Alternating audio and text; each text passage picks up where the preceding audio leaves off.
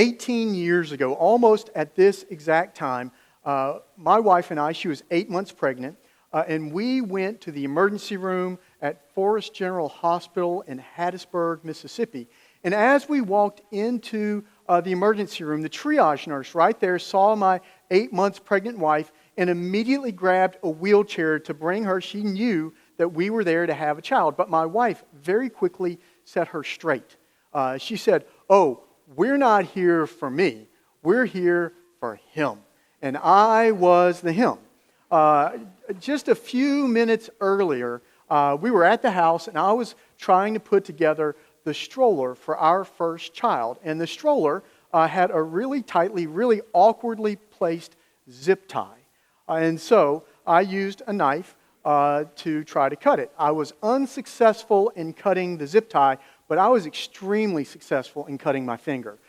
So I calmly, in that moment, went to my wife and explained to her that I was cut real bad. And then we spent the next 2 hours or so unhappily, she much more unhappily than the guy who was bleeding, in the emergency room, getting 7 stitches. And to this day, I can still see the scar and where the stitches were. I can still tell you this story. I can still think of it as it was yesterday. And you know, if life is anything, life is the accumulation of scars, right? Unless you were raised in a bubble, your life probably is filled with scars of every cut and scrape, when you fell down, when you wrecked your bike, when you're trying to climb that barbed wire fence, when someone pushed you down, that surgery that you had. Life is full of scars, and every single scar reminds us of a wound that once existed. And the thing about scars is scars are a place on our skin, in our lives, where our skin did not heal completely and smoothly. But here's the thing that you and I both know, that a lot of the scars that we carry around in life aren't just skin deep. They're not just blemishes that we can see on the skin. A lot of the scars that we carry around in life are much deeper, given to us along the way. Wounds in life that we have had to bear. Wounds from grief. Wounds from illnesses. Wounds from relationships. Wounds from betrayals. Wounds from failures. Wounds that others have inflicted on us. And sometimes wounds that we have self-inflicted. Wounds that we have brought on ourselves. And every one of those wounds leaves a scar on our souls, doesn't it? Now, some of those scars disappear into the history of life, right? But some of those scars that we bear are reminders of deep wounds. And we bear the scars throughout the years of life. And for me, sometimes life is a struggle trying to figure out, what do I do? What do I do with this wound? What do I do with this scar? How do I live with this?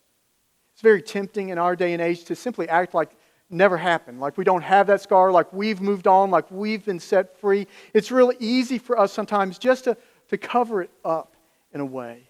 We delete the pictures from Facebook or Instagram, right? We empty out the closet along the way. We buy a new house. We throw ourselves into a new job or a new relationship, a new hobby, to try to prove to others that we've moved on, that scar, not really a scar, but we know the truth, that those scars continue to linger for us.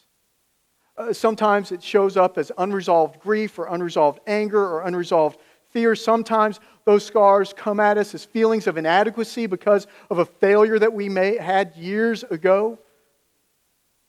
Sometimes those scars show up as shame or guilt that eat away and gnaw at us over the course of the years, of things that we should have done, or the things that we didn't do, or the things that we did wrong.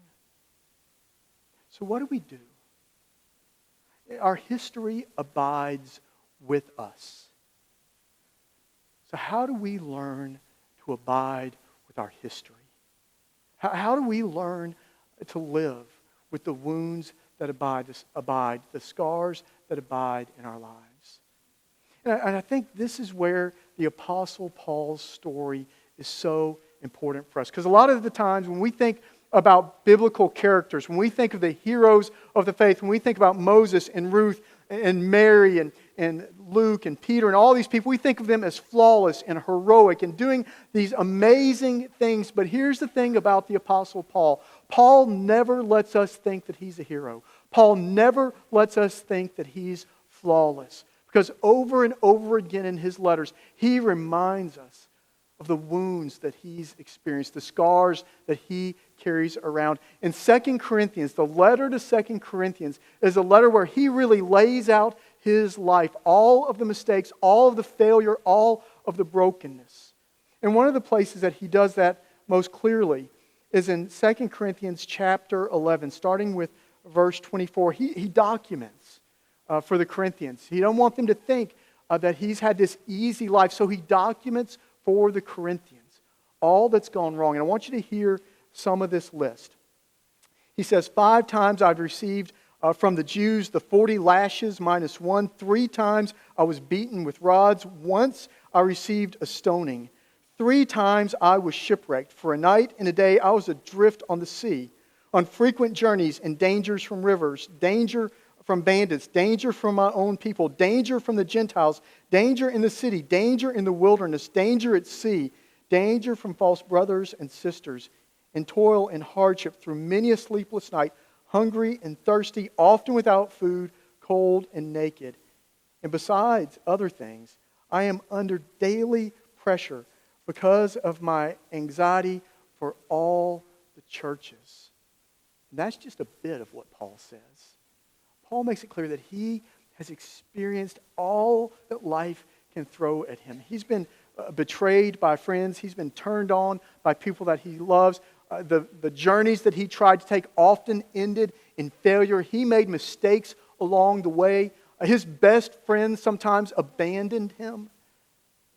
Paul understood the wounds of life. He understood what it meant to bear scars across his years. And this is how he talks about it. I want you to hear again how he talks about this life in chapter 4. He says this in verses 8 through 10. He says, we are afflicted in every way, but not crushed, perplexed, but not driven to despair, persecuted, but not forsaken, struck down, but not destroyed. And he says this, we are always carrying in the body the death of Jesus, so that the life of Jesus may be made visible in our bodies. Paul says very clearly in his understanding, in his mind about how the world and how God works, that some of God's most beautiful work is done through his scars, through the wounds that he has borne through the years. Paul wants to make very clear that if he's had any success in life whatsoever, it's not because of his own strength, it's not because of his own ability. His witness is that God has worked through him, through all of the brokenness, through all of the darkness, through everything that's gone wrong.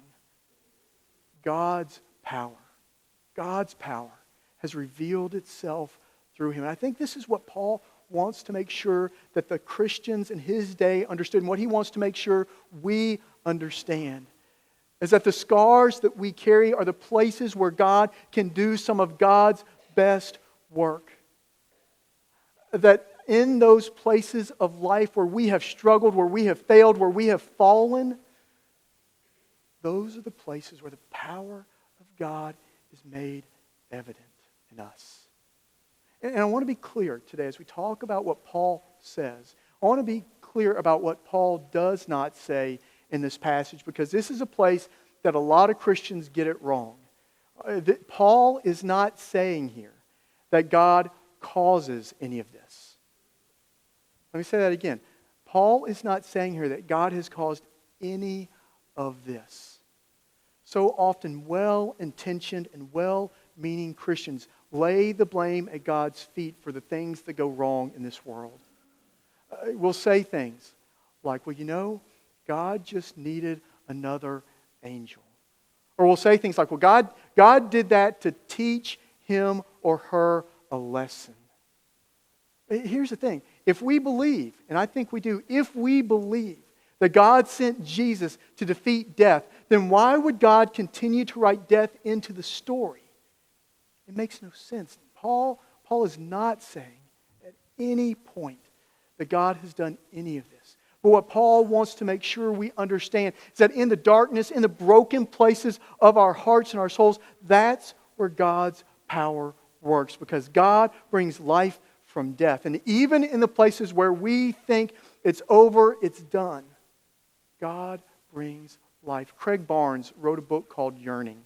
And it's one of the books, I read it in seminary, it's one of the books, one of the few books from seminary that occasionally I pull off the shelf and I read it again. And this is what Craig Barnes says. He says, what we find in Scripture is the incredible promise that God has broken into the brokenness to find us there. God breaks into our brokenness to find us. This is the gift that Paul understood. So how do we make sense of this? How do we live this in our lives? I think Paul helps us understand how to abide with the wounds and the scars that abide in our lives. And I think the first thing that Paul would say to us is claim your reality. Be honest about where you are. Claim the truth of your life. One of the gifts that Paul gives us in this passage is he gives us this balance. Paul doesn't jump and run all the way very quickly to God's goodness and God's grace and God's hope for our lives. Paul anchors what he teaches in reality, his own reality. He talks about being afflicted, being perplexed, being persecuted, being struck down. Can some of you relate to those words? Being persecuted, being struck down, being afflicted. Some of you can. You've experienced that acutely, recently. You are struggling. And what Paul would say to us is own the truth of your life. Years ago, when I was an intern in eastern North Carolina, I met with a woman. Her divorce had been final a year earlier, but she was still wearing her wedding ring. And this is what she said to me. She said, Eddie, if I take off my ring, then that means he's not coming home. And I understood. I understood her pain, but I also understood that unless she came to a place where she could claim her reality, she would never experience the fullness of God's grace and healing and release, how God could tell a different story through her. So what do you need to claim today? What reality is yours? If your marriage is a mess, maybe it's the day to claim your reality. If you are still at the edge of grief and everyone else has moved on, claim your grief. If there's a mistake that you made, that you've tried to build a wall between you and the mistake, maybe it's time for you to say, you know what? That's on me. I did that. Claim your reality. In Alcoholics Anonymous, the first of the 12 steps, if you're familiar with the program, you know that the first of the 12 steps is we admitted we were powerless over alcohol. The very first step is reality. I think Paul would say that too. But Paul doesn't end there, and we don't need to end there, because Paul also invites us to trust that God is transforming your reality, that God is already alive and at work, working in you, working in your moments, working through the scars. The other side of what Paul talks about is this. We're afflicted, but we're not crushed. We're not driven to despair. We're not forsaken. We are not destroyed. I want you to hear those again. Let Paul's words sink in, that in spite of your scars, in spite of your reality, you are not crushed. You are not abandoned. You are not struck down. There is more to your story. I love verse 10 and verse 11 in this passage. Paul says, we're always carrying in the body the death of Jesus, so that the life of Jesus may be made visible in our bodies. So that. There's more to the story. Your history of sin is also your history of forgiveness. Your history of brokenness is also your history of healing. Your history of being lost is also your history of being found. We live in the reality of this life, but we also live in the reality of what God is doing in us. Not erasing the scars, but somehow in God's own power making them beautiful. In the 15th century, there was a Japanese shogun named Ashikaga Yoshimasa. Let's try to say that without it on the sheet. His favorite tea bowl was broken. So he sent it back to China to the craftsman who had made it. When it came back to him some months later, the craftsman had repaired it with staples and wire. And it was hideous. And the shogun refused to even use it. He didn't want to see it at all. So he sent it to some Japanese craftsmen to see if they could do anything with his tea bowl. When it came back some months later, the shogun was astounded. Because instead of trying to simply put the bowl back together, instead of trying to hide the scars, what the craftsmen had done is they had mixed the resin to hold the bowl together with gold dust. So instead of hiding the scars, the craftsman made them beautiful.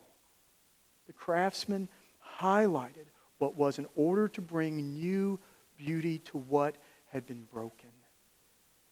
And what I believe and what I think Paul is trying to help us understand is that it's in those broken places of life that God will bring new and unexpected beauty to you. Our scars and our wounds do not get the last word. The power of light that started the entire universe is the power of light that Paul says will shine through you. The power of resurrection that raised Jesus from the dead is also the power at work in you, in your dead places.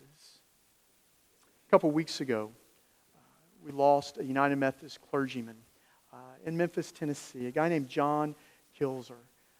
He pastored at St. John's United Methodist Church, but he was much more than a United Methodist pastor. Earlier in his life, he had been a basketball player for Memphis State back in the 80s when they were Memphis State. He was a musician. Geffen Records signed him. He had a couple top 40 hits. One was almost a top 10 hit. He was an English professor. Got his PhD in religion before he became a Methodist pastor, but he was also an alcoholic. By his own admission, he started drinking when he was in high school. And there came a moment for him where God got a hold of him, where he entered into recovery. And what God did for him was create beauty out of that brokenness. His work at St. John's and in Memphis was with those suffering from addictions. God used the cracks, used the wounds of his life to speak through him and to offer healing. And he wrote a song. I want to give you just a piece of the song. It says this: "May your days be full of wonder. May your nights be full of stars. May you dance at every party. And may you learn to love the scars. I've seen life through colored windows. I've seen life through prison bars. I've slid down wooden rainbows. And I've learned to love the scars." My prayer for you today is that somehow you will learn to love the scars. Not necessarily to love what gave you the scars, but to love the scars because you trust that those are the places where God will bring unexpected beauty. Those are the places where God will reveal his healing power. Those are the places where God will change your story, where you will see more than what you ever thought you could see. Let me pray for you.